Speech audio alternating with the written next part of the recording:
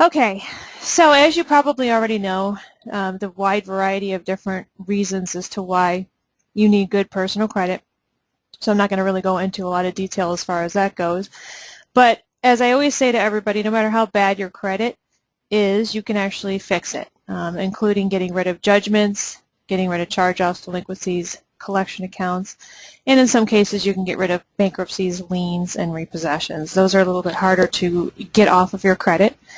But you can always take a shot at it because you never know. There's always a small percentage or a chance that you can actually have those things removed. So, yes, this always does this, by the way. I'm not entirely sure why. Okay, so right now you're creating your own perfect storm, if you will, which is deleting the bad stuff while adding good stuff, and then at the same time you create excellent credit. I think a lot of my students, they sort of misunderstand how fixing credit works. They think that they only need to try to chisel off all of their delinquent items, when in reality what they're supposed to be doing is not only chiseling off the delinquent items, but also they need to start adding good credit as well. And this, of course, means opening up new credit accounts, even if it has to be a secured account. Open up yourself a new credit account. Any type of credit accounts that you have right now, make sure you make all of your payments on time from this point forward. So it is a perfect storm that you have to create. You can't just chisel off bad stuff. You have to also create new stuff, which is good stuff, on your credit report at the same time. So my experience with credit, and the reason I know so much about all of this, is that I had perfect credit until my first divorce, and then my first divorce happened back in '98. That was how long ago it had been, and my credit started its downward spiral in '99 because of a bunch of joint accounts that we had that he linked up together after the divorce. Now, knowing what I know now, obviously, I would have been able to have those things removed, but I was really ignorant to the process, didn't know anything about how credit worked, and so I actually had an attorney convince me to file for bankruptcy in 2003 because it was the last year that you can actually wipe the slate clean before the legislation for bankruptcies actually changed after that year. So it was sort of like he sort of told me, listen, it's now or never kind of thing, and I just sort of jumped on it, and I probably shouldn't have. It was probably one of the worst mistakes that I made in my life. And my bankruptcy, even though it's officially off my credit report, it still does come up every so often when I'm doing business loans and stuff like that, because what they'll do is some banks will actually pull a lifelong credit report. So this will actually exceed the 10-year time frame. They will actually pull your total credit report, which will include anything that happened even after 10 years. And so I still have to deal with the explanation on that bankruptcy. So, which I should have done was not file for bankruptcy, negotiated with any creditors, disputed all my joint accounts that I had, and disputed every single one of those accounts that was open after the divorce dissolution was received by me. And then, of course, any difficult delinquencies could have fallen off after the 7-year time frame. So that's what I should have done, knowing what I know now. But this is why I'm giving you this information, so that you can not make the same mistakes that I had made, and avoid all of that. Filing for bankruptcy is almost never recommended. Now, of course, I can't give you legal advice, so when I tell you then that if it was me and it was a replay of my life, I would not have done it. So you could take it or leave it for what it's worth, but I would not have done it. So I don't know your personal situation and if you think bankruptcy is an option for you, but it's going to screw things up for a long time, and it's not just a 10-year time frame, it's actually beyond that. So think about it heavily and try to find as many different alternatives as you possibly can. And don't always listen to what an attorney tells you, especially a bankruptcy attorney, because unfortunately they're not going to give you the correct advice. So, if you have any friends or family or anybody you know that's considering bankruptcy, tell them to think twice about it, because it really will screw things up for a really long time. So how I was able to fix my credit was disputing any negative marks that I had on my credit report over and over again. I secured some credit lines, secured credit cards. I got a car loan, and I paid everything on time. I always also paid 100% of my credit card balances every single month. So if I charged $1,000, I was paying $1,000 when I got the bill in the mail. So that's typically how I work. I didn't carry any balances over. I didn't pay any interest. So this is why credit card companies typically hate me, is because I never carry a balance one month to the next. Sometimes I'll take advantage of 0% APR stuff. Like, for example, I have a couple business credit cards that I opened with Bank of America a few weeks back, and so they are offering me a 0% APR until I think fall, and so I take advantage of that, making the minimum payment because it's a 0% APR, but that's the only time I carry a balance. Otherwise, I'm not going to let them get any interest from me. That's just how I operate. So make it a habit to pay your credit card payment, if you can, every 2 weeks, even if it's not the whole thing, even if it's just a partial payment. And then you want to add a new credit card every year, even a low balance department store card to start off with, until you get maybe like 4 or 5 credit cards. And then after that, after you get about 5 credit cards, you should sort of cap off on getting personal credit cards. I have so many personal credit cards, it's ridiculous.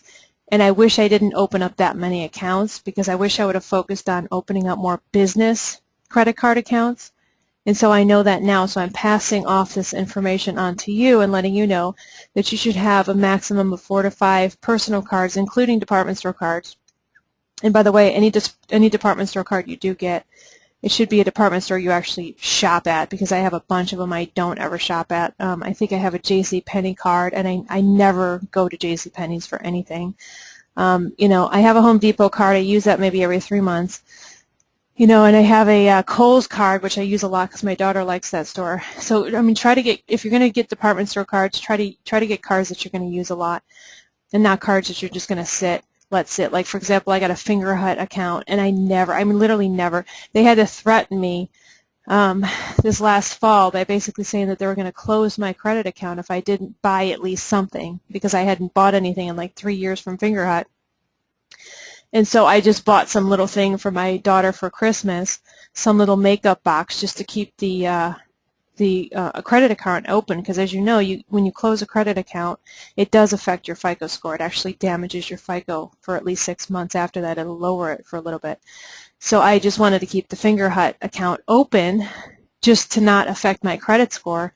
But once you have all of these accounts, that's the problem, is that now you're stuck with them all, basically for life, unless you want to damage your FICO. And so be very careful and cognizant of the accounts that you do open.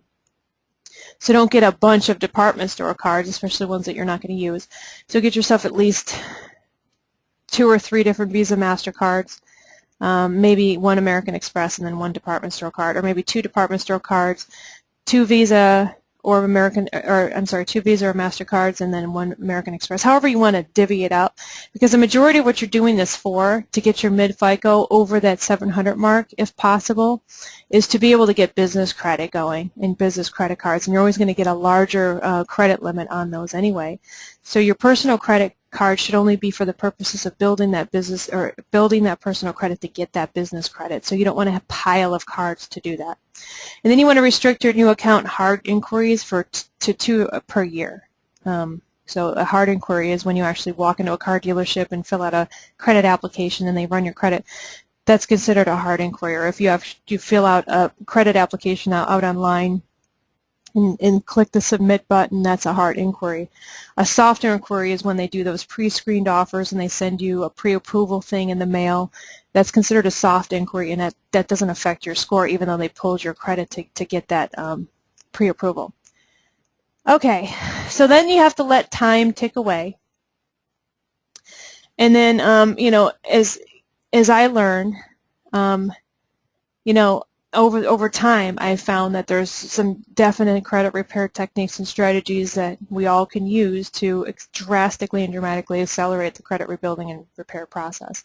So that's one of the things that I'm going to be talking to you about here. I actually had a $1.3 million judgment taken off my credit report, and I didn't pay a single cent for it. And the judgment was actually a fine from a lawsuit. So basically what happened was I had a lawsuit that I lost, and they just threw it on my credit report because I wasn't going to spend hundreds of thousands of dollars in court. I had already spent 2 years in court battling this particular lawsuit, and I just decided I wasn't going to fight it anymore because my legal bills were just astronomical, so I just let them file a judgment against me. And the judgment was just from some aberrant amount that they just decided to throw on my credit report. It wasn't actually based on anything. It wasn't anything I owed anybody. It just was some fine thing that they basically threw on my credit report. When anybody files a lawsuit against you, it can be for any reason. They can literally file a lawsuit against you because they don't like the color of your hair, basically. And if they really want to follow suit with it and actually want to pay the money for the lawsuit, they can file a lawsuit against you for anything. And if you don't have the money to keep shelling out for your attorney, then ultimately what happens is it does go into a default, and then a default judgment will end up on your credit report if they follow through with it. And so that's exactly what happened in my case. And so what I kept doing was disputing it, and it fell off of Experian right away. And Equifax and TransUnion were hanging on to it forever. And finally, Equifax let it go after a year, and after a year and a half, TransUnion let it go, and I was free and clear of the judgment. And I just kept fighting it and fighting it and fighting it. So that's how I know that you can literally have anything taken off your credit as long as you're willing to keep going back and forth on this whole dispute process, but you do have to be a little consistent with the process. I was a little lax. You should be doing it every 35 days. I did it every quarter, so every 90 days I did my disputes because I'm busy and I just wanted to do it myself. I didn't want my staff to be doing my personal business for me. So I actually did my own disputes, and I did them every 90 days. So you can decide what schedule you want to be on, but if you're very consistent with the process, like every 35 days, you'll be able to get probably the majority of your stuff off your credit.